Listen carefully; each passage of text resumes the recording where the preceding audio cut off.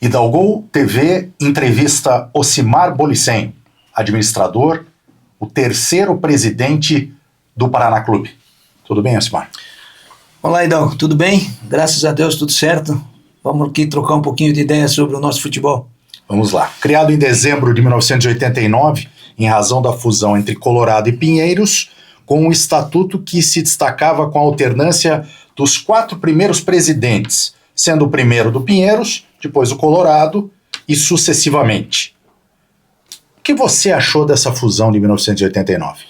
Bem, primeiro o porquê da fusão, né? A fusão do lado do Pinheiros era para que a gente pudesse angariar uma torcida que o Pinheiros ainda não tinha. E aí juntou-se as forças, né? A torcida que era oriunda do antigo Ferroviário, que já vinha de uma fusão, com a força e o poder da realização do Pinheiros, que tinha uma administração elogiosa naqueles tempos, né?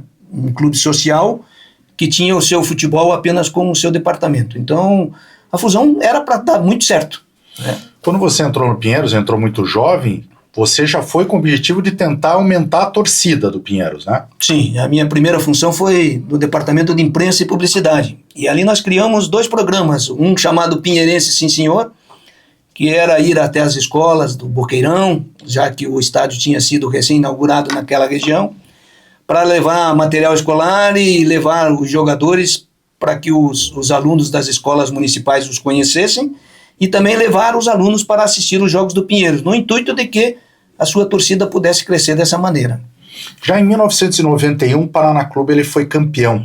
Foi muito cedo, não estava maduro, isso influenciou em alguma coisa? Eu acho que sim. Eu acho que ser campeão muitas vezes prematuramente deixou o Paraná, não diria desatento, mas o Paraná na verdade deixou de fazer algumas coisas que deveria ter feito para deixar a sua trajetória mais longa, e não o fez porque na verdade ganhou 5 campeonatos seguidos, o primeiro em 91, depois 92 acabou não ganhando, mas ganhou o brasileiro. E daí até 97, né, foi campeão todas as vezes. Aquela ideia que sempre o Pinheiros teve, né? Pegava a molecada e colocava no time de cima, ganhou 84, ganhou 87. Depois que o Paraná começa a ganhar títulos, aí a cobrança é maior e gastou mais? Há de se dizer o seguinte, né? Era um outro momento de legislação esportiva no Brasil, né? Os clubes eram donos dos passes dos jogadores. Então, o que o Paraná fazia? Ele tinha um departamento amador que produzia muito atleta e, na verdade, trazia 4 ou 5 peças que efetivamente iriam dar experiência para esses atletas. E isso, obviamente, fazia com que a equipe ficasse muito forte. Então, eu acho que efetivamente isso fez com que o Paraná ganhasse as competições que ele disputou, porque tratava o futebol com seriedade e tratava o futebol apenas como um departamento do clube. Pessoal, com a fusão do Paraná Clube, ele teve um patrimônio invejável. Tem na capa o clube de 300 milhões de dólares. Quando vocês começaram a perder, ou o Paraná Clube começou a perder esse patrimônio? Só corrigindo, essa revista era uma revista do próprio clube, né, que foi feita com os dados efetivamente de 1995 que tinham um patrimônio desse valor. E esse é um ponto importante, uma pergunta importante que você faz. Eu tenho uma convicção de que as alterações estatutárias que foram levadas a efeito a partir de 1998, elas têm uma relação muito estreita com a derrocada do Paraná Clube e principalmente com a sua perda do seu patrimônio, que era, na verdade, um dos grandes sustentáculos do clube até então. A gente já vai falar dessa questão do patrimônio que foi indo, mas na sua gestão, quando então presidente, você fez um movimento ousado para a época, que foi contratar, na época, o melhor técnico do Brasil. Era o Vanderlei Luxemburgo. Ele era o melhor técnico do Brasil, já tinha sido bicampeão brasileiro com o Palmeiras. Benefícios e malefícios. Bom, antes de responder, vou dizer o seguinte, né? As 2 primeiras gestões, elas, na verdade, voaram em céu de brigadeiro, porque o Paraná tinha uma receita muito grande com o mercado financeiro. Naquela época, o overnight pagava 1% ao dia. Então, as duas primeiras gestões navegaram em céu de brigadeiro porque usufruíram dessa receita orçamentária. Eu, no meu primeiro ano, 94, em fevereiro de 94, foi lançado o Plano Real. E essa receita orçamentária foi a zero. Então, obviamente, isso trouxe um prejuízo financeiro ao final da gestão, que não foi tão grande. Na época, foi R$1 milhão. Mas, como nós vamos falar mais ali na frente, ser campeão custa caro. Nós fomos tricampeões e isso efetivamente contribuiu para que a gente fechasse o ano de 95 com esse déficit. Sobre o Vanderlei Luxemburgo, só benefícios. Só benefícios porque o resultado que ele nos deu, tanto tecnicamente, a nível de divulgação do Paraná Clube, a nível nacional e até internacional, não se paga. E também um resultado financeiro, porque é importante frisar que ele ficou apenas 2 meses e meio no Paraná Clube. E eu tenho os números na cabeça e faço questão de repeti-los aqui.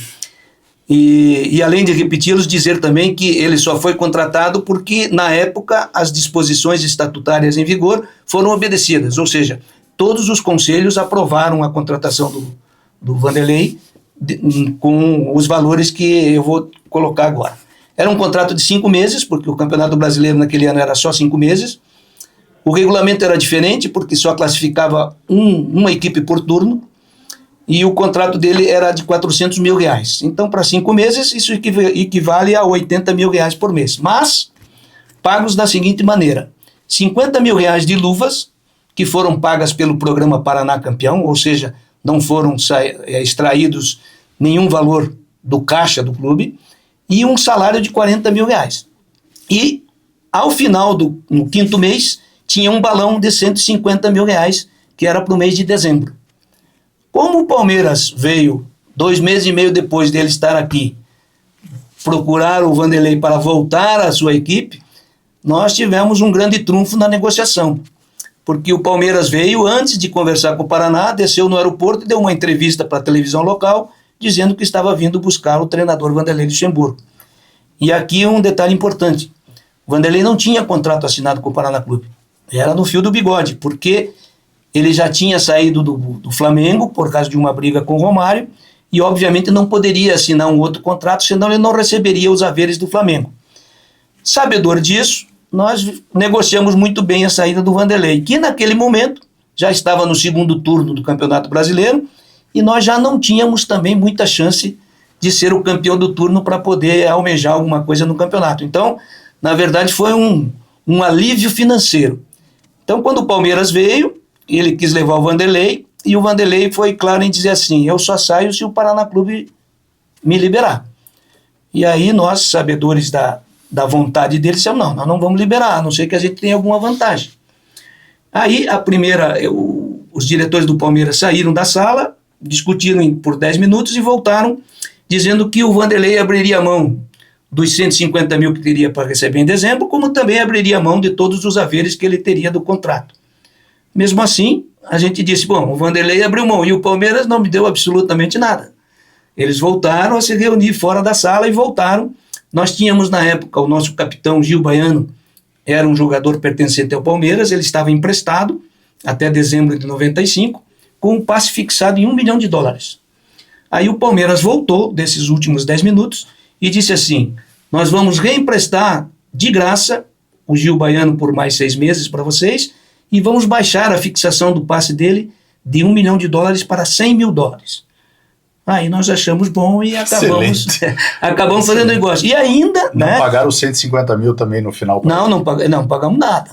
Então, realmente, o Vanderlei custou, na verdade, 2 meses e meio de 40 mil, que são R$100 mil, e os 50 mil de luvas. Esse foi o gasto financeiro com o Vanderlei.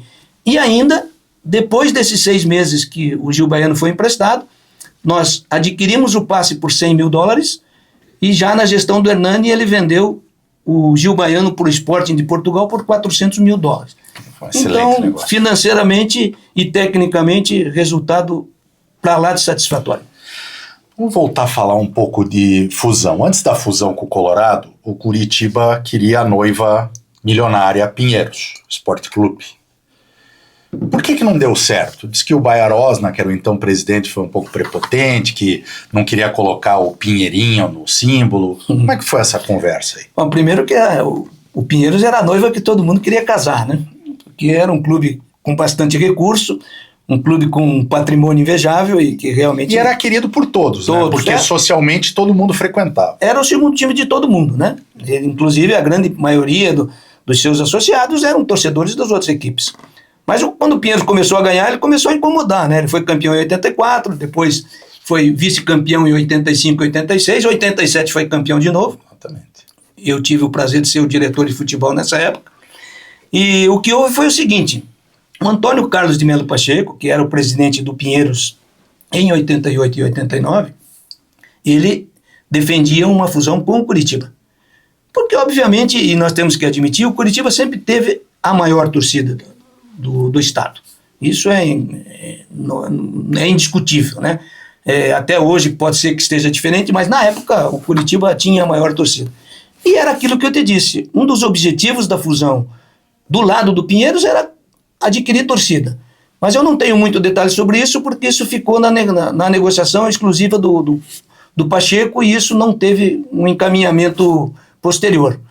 Já a questão com o Colorado, que aí foi capitaneada pelo Jorge Celestino Buzo, essa eu acompanhei de perto e ela, na verdade, discorreu durante todo o ano de 89 e acabou dando certo porque também o Ferroviário tinha uma torcida interessante, tinha patrimônio também, muito embora estava muito deteriorado o patrimônio do Colorado, mas também serviu aquilo que o Pinheiros pensou lá na frente para, na verdade, tentar apressar um pouquinho o seu futuro.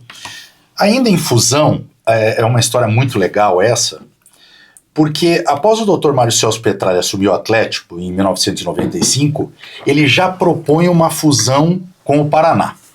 Segundo dizem, eram 3 azuis, ou seja, 3 integrantes do Pinheiros, apesar que já era Paraná Clube.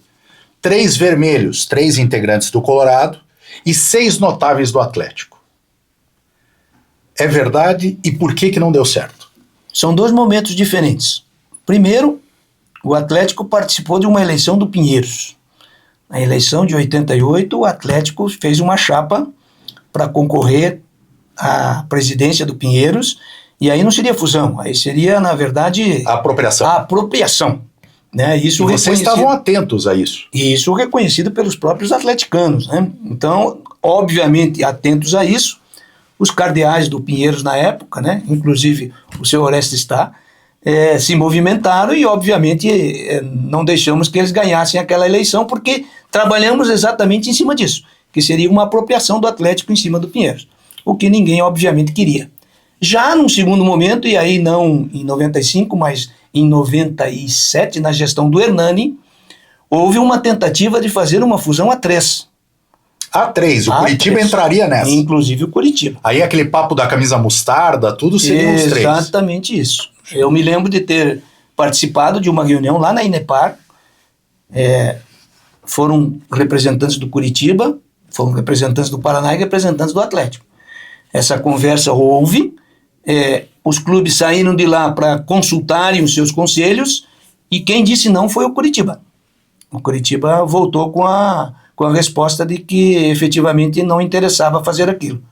Eu achava até uma coisa interessante, porque curitibano que sou, aqui da aldeia, né, achava que para a gente ter uma representatividade nacional e quem sabe até internacional, uma equipe só seria muito mais interessante do que a divisão em 3. O Dr. Mário Celso Petralha sempre falava nas entrevistas que o objetivo maior dele era que rivalizasse com o Boca Juniors, com o River Plate, que tivesse de frente contra Palmeiras e Corinthians, Flamengo na época, e realmente ele não compreendia ter 3 clubes aqui na cidade de Curitiba.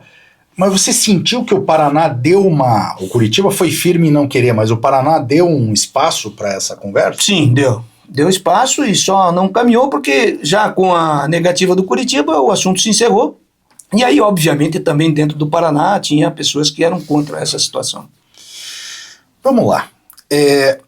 Você estava admitindo aqui que muito do quadro social do Esporte Clube Pinheiros e com piscinas, baile do Havaí, etc., carnaval, eram torcedores de outras agremiações, principalmente Curitiba e Atlético.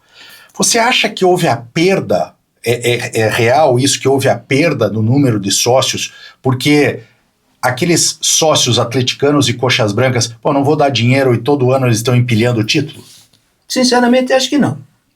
O que houve foi uma mudança total da sociedade, né, Clécio, que fez com que os clubes sociais, e não só o Paraná aí nessa situação, mas vários outros exemplos, Clube Literário de Curitiba, o Clube Cultural de Curitiba, tantos outros clubes aí que também não tiveram sequência, porque a sociedade mudou, né? Eu me lembro que quando o Esporte Clube Água Verde fez a primeira piscina, acho que ainda na época do seu Orestes está, em 1963, aquela piscina Poço, que existe lá até hoje, ela foi vendida ali mais de 15 mil títulos só para frequentar a piscina. E a sociedade atual, hoje você tem uma piscina dentro do teu apartamento. E por questões de segurança até, né, por causa da mudança da própria sociedade, isso modificou bastante. E eu acho que se perdeu muito do clube social em função disso. Não em função de que os torcedores desses clubes deixariam de pagar porque estariam ajudando o Paraná Clube ou qualquer coisa nesse sentido. Osimar, quando eu lancei esse canal, no começo desse ano, uma das pautas era uma seguinte pergunta, e até muito pesada. Quem quebrou o Paraná Clube? Eu diria para você que todos aqueles que participaram das alterações estatutárias, que, por consequência, permitiram que não houvesse uma fiscalização como havia no Estatuto da Fusão, são responsáveis por isso. A gente tem muitas dúvidas, porque tiveram alguns casos aí na sequência de outros presidentes, como, por exemplo, o caso Thiago Neves. Muito obscuro. O dinheiro já começava a não ir para o clube diretamente. O que vocês percebiam? Tinha antes o maior zelo de participação de diretores, etc. Eu até tenho um documento aqui que você trouxe, que é a contratação do Mirandinha. A venda do Mirandinha. A venda do Mirandinha para o Sion da Suíça. Isso. E que depois esse Mirandinha, um atacante, brilhante atacante, foi para o Corinthians e foi muito bem. E tem assinatura de todo mundo aqui, dando aval, quer dizer, você na tua presidência precisava desse aval. Sim. E a continuidade depois da mudança do estatuto, como é que ficou? Então, por isso é que eu digo que quem mudou o estatuto é muito responsável pela situação que o Paraná se encontra hoje. Essa situação do Thiago Neves, ela é emblemática, porque ela é realmente um divisor de águas na forma de que se dirigiu o clube até então. O Thiago Neves, quando foi para o Japão, foi apresentado aos conselhos um documento de empréstimo para o clube japonês. E, ao término desse empréstimo, o jogador voltaria a ser do Paraná. Mas, surpreendentemente, quando terminou o empréstimo com o clube japonês, o atleta se apresentou diretamente ao Fluminense, com a informação de que ele já estava liberado e que o Paraná não tinha absolutamente mais nada de direitos econômicos do jogador. E, efetivamente, isso aconteceu. Aí foi descoberto, depois que isso veio à tona, que 68% dos direitos econômicos do Thiago Neves já eram de uma empresa, de um empresário, chamado Léo Rabelo, lá do Rio de Janeiro, e os outros 32% eram de uma empresa aqui, que era da LA Esportes, do Luiz Alberto. Ou seja, o Paraná ficou absolutamente sem nenhum rendimento financeiro com a transação do Thiago Neves. E isso só ocorreu porque efetivamente não foram cumpridas aquelas situações que eram exigidas na época do Estatuto original. Vamos voltar a falar então do Estatuto original. Eram 4 mandatos, 8 anos no caso, com alternância, começando pelo presidente do Pinheiros, depois o presidente do Colorado. Você foi o terceiro, que era o presidente do Pinheiros. Sim. Após a saída do quarto, que era o Hernani Buchmann, rasgou esse estatuto. Não é que rasgou-se. Apareceu um novo estatuto e, na verdade, depois do Hernani Buchmann já não havia mais a necessidade do rodízio, ou seja, qualquer pessoa poderia ser presidente. Foi então que foi eleito o Dilson Rossi. Na gestão do Dilson Rossi, houve a primeira alteração do estatuto, modificando a composição do Conselho Normativo, que era, na verdade, um conselho composto pelos ex-presidentes dos clubes fundentes e também pelos presidentes que cumpriram 100% da sua gestão já no Paraná Clube. Houve um aumento dos componentes desse conselho e com esse aumento já se alterou bastante a questão de como é que deveria ser aprovadas as coisas a partir então desse novo estatuto que passou a valer em 98. E aí começou a vender o patrimônio. O que era um ônus não conseguia se transformar em bônus. O que o Paraná Clube tem hoje de patrimônio? Vamos lá então. Aí também tem um fator emblemático. O Paraná Clube conseguiu fazer, a duras penas, uma conversão do ônus que tínhamos ali no terreno do Britânia, que é ali na Avenida das Torres, virou um supermercado Big. Com a linha verde, né, são 60 mil metros quadrados ali era o campo do Britânia, e nós conseguimos desonerar aquilo ali, porque aquilo ali era uma doação da prefeitura, como a maioria dos clubes são, e trouxemos esse ônus para a Vila Olímpica, que era um terreno que o Pinheiros adquiriu com seus próprios recursos, não foi de doação, para que a gente pudesse arrendar um supermercado por 20 anos e ao final desses 20 anos o clube pudesse ter de volta o terreno com as suas benfeitorias. Surpreendentemente, em 1999, ou seja, no terceiro ano do arrendamento, essa sede foi vendida e aí eu computo por um preço que não deve ter sido o ideal, porque não resolveu o problema da dívida até então, que não era muito grande, então não haveria por que ser vendido. Mas eu não participei dessa venda, e aí deve ter lá nas atas do conselho quem participou e quem aprovou, mas efetivamente foi uma das grandes perdas de patrimônio que o Paraná Clube teve, sem, na verdade, ter o resultado que deveria ter, que era exatamente deixar o clube em situações financeiras ideais, o que efetivamente não aconteceu.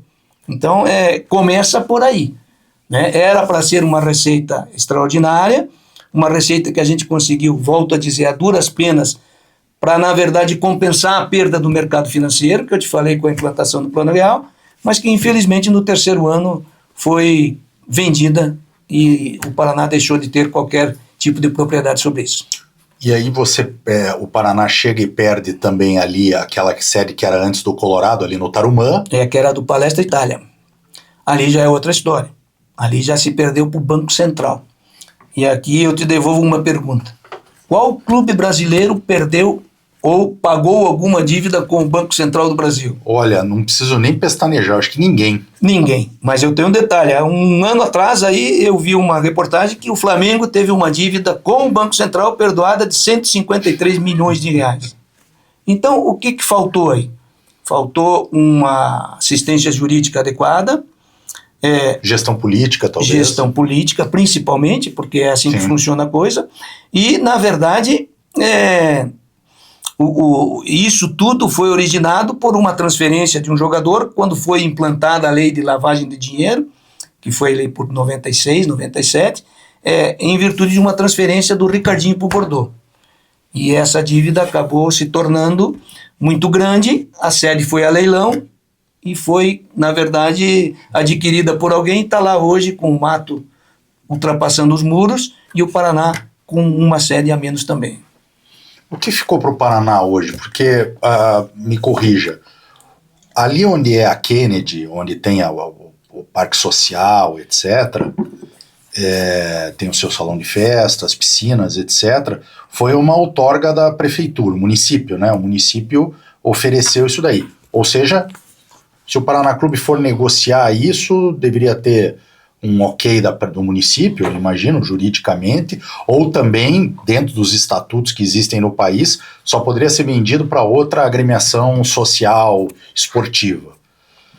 E tem o estádio Dorival Brito, que até onde eu sei, a rede também emprestou. O Paraná Clube tem hoje algum patrimônio, além da torcida, que é maravilhosa? O importante é esclarecer que a maioria dos clubes brasileiros tem os seus terrenos onde funcionam os seus estádios como doação do poder público.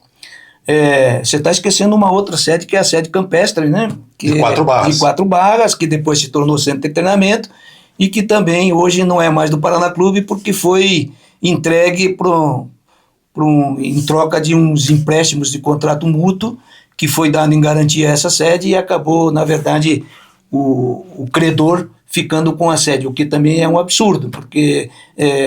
credor que na época até era chamado de mecenas na época. Sim. Na verdade, tinha uma devolução desses valores. Que na verdade está no clube desde 2015, né? E que parece que ainda está administrando o clube, mas que na verdade acabou pegando como garantia a sede e acabou, na verdade, retornando aqueles seus recursos que foram, na verdade, emprestados ao clube em troca do terreno. Capanema. O Capanema é uma situação ímpar, porque desde a primeira fusão que originou o Colorado, há uma ação da rede ferroviária contra o Colorado ainda. Então há uma ação correndo desde 1971, que nunca vai ter uma solução, pelo jeito, porque está lá até hoje, a rede nem sequer existe mais hoje. Então eu diria que é uma sede que o clube vai poder usufruir dela até enquanto ele exista. Mas não é uma propriedade que pode colocar em garantia, venda? Não, porque não é propriedade, inclusive, do Paraná, porque está sob júdice desde 1971. Já a Kennedy, sim, essa sim era uma propriedade do Pinheiros, mas era uma propriedade doação do poder público. Então, obviamente, para que ela possa render alguma coisa, só através de uma decisão judicial. Ou então, através do trabalho de uma nova lei, que eles possam substituir, mas como não tem mais nada para dar em garantia, isso só vai poder ser resolvido com uma decisão judicial que a juíza entenda que, efetivamente, se ela não permitir a venda daquele espaço, não há como solucionar o problema financeiro e a continuidade da vida do Paraná Clube. Vamos lá, Ocimar, perguntas rápidas, um bate-bola aqui. Está preparado? Vai responder rapidinho. Vamos lá. Maior alegria no Paraná Clube? Um jogo em Joinville, Paraná Clube 4, Joinville 0, na Série C do campeonato de 1991.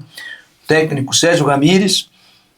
O Joinville naquela época era uma potência do futebol e nós precisávamos ganhar o jogo. E não só ganhamos, como fizemos 4-0.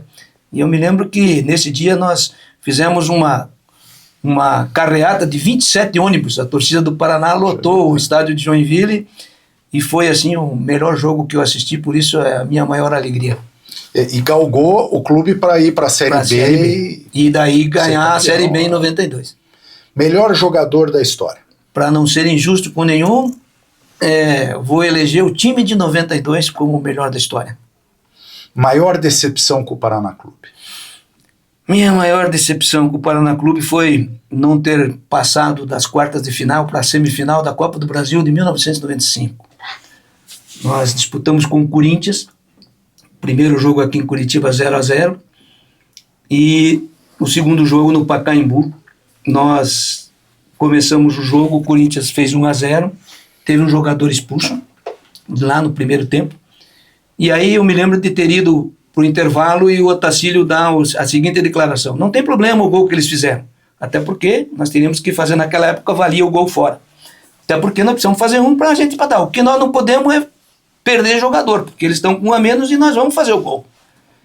E isso efetivamente aconteceu. No segundo tempo, aos 16 minutos, nós fizemos um gol do Edinho de cabeça e nós acabamos empatando o jogo, mas infelizmente tivemos 2 jogadores expulsos no segundo tempo, e aos 42 minutos do segundo tempo, o Viola, que não fazia gol há 60 dias, fez o gol e nos tirou, porque aquele ano eu acho que o Paraná Clube teria condições de ser campeão da Copa do Brasil. O seu acerto no Paraná Clube como dirigente? Meu acerto, eu diria porque eu entrei lá por amor, né? Entrei lá porque eu era guaverdiano, era pinheirense e depois paranista, e fazia aquilo com muita dedicação e com muito amor.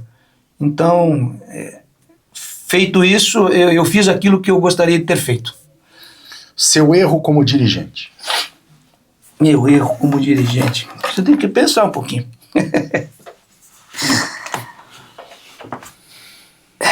Meu erro como dirigente, eu diria que foi ter sido presidente muito cedo. Eu fui presidente do clube, um clube com 332 funcionários, com 35 anos de idade.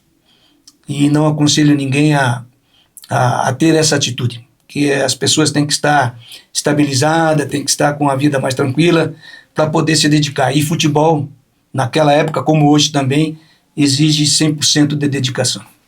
Osimar se profissionalizou no futebol e se tornou dirigente de grandes clubes. Foi dirigente esportivo com passagem no Santos, no Bahia, no Criciúma, e assumiu o Clube Atlético Paranaense. Algum arrependimento de estar no rival Atlético? Absolutamente nenhum. O Atlético foi muito importante para mim, porque à medida em que eu deixei de ser um dirigente estatutário, que eu fui por 11 anos, eu precisava me apresentar ao futebol brasileiro como profissional. E o Atlético me deu essa oportunidade. O presidente Marco Malucelli é uma pessoa da minha confiança, depositou toda a sua confiança na minha pessoa, e eu, graças a Deus, só preciso agradecer isso. E é importante frisar também que nós tivemos 2 anos no Atlético com muito bons resultados. A gente só não ganhou os campeonatos estaduais, porque naquele ano o Curitiba tinha um time muito forte. O Atlético foi vice-campeão nos 2 anos, mas no Campeonato Brasileiro eu me lembro que em 2009 o Atlético estava na zona de rebaixamento, quando a gente chegou lá, e nós conseguimos na antepenúltima rodada fugir do rebaixamento, e em 2010 tivemos uma excelente campanha, ficando em 5º lugar. Por azar, aquele ano só ia 4 para a Libertadores, e nós perdemos a vaga para o Grêmio. Mas, fosse em dias de hoje, a gente teria conseguido uma classificação para a Libertadores. Então foi muito bom ter passado pelo Atlético. Arrependimento no futebol? O arrependimento também é da parte do Atlético. Eu saí do Atlético no dia 30 de abril, depois de um jogo lá em Paranaguá, que o Atlético ganhou de 3-1. Mas eu te confesso que eu deveria ter saído 3 semanas antes. Eu deveria ter saído no dia 3 de abril, no jogo do Paraná e o Atlético, que foi 3-2 para o Atlético, não do Dorival de Brito. Mas não por causa do resultado, não, mas por causa da decisão que foi tomada logo depois desse jogo, que foi a demissão do treinador Geninho, com uma campanha muito boa. Decisão essa que não teve a minha participação, eu só fui encarregado de, na verdade, comunicá-lo. E nesse momento eu deveria ter saído também, por 2 coisas. Primeiro, por não concordar com a saída do Geninho, e segundo, por também não ter sido consultado. Então, me parece que ali já havia sido perdido um pouquinho da confiança e eu deveria ter saído naquela data. Eu estou nessa busca, e estou começando com essa entrevista, para entender como é que o Paraná, que nasceste gigante, como o hino fala, e agora sucumbe à sorte. Tiveram vários presidentes depois da sua gestão, obviamente, e depois também daquela situação da alteração do estatuto. De 2025 a 27 está Ailton Barbosa de Souza, que é o presidente da associação, né? Sem a SAF, se não confirmar a SAF, o Paraná tem como sobreviver? Não, não tem. Hoje a SAF é a única solução. Não só para o Paraná, como diversos clubes. Né? Até porque não tem mais de onde extrair nada, né? Não tem mais as sedes sociais, não tem mais nenhum tipo de receita. Então, obviamente, vai ter que vir um terceiro para resolver essa situação. E qual a sua expectativa agora que o Paraná voltou para a primeira divisão e como a gente vibra, porque a torcida parecia que era o mesmo pentacampeão de 1997, indo assistir jogos contra equipes que antigamente a gente ia colocar como amadoras, né?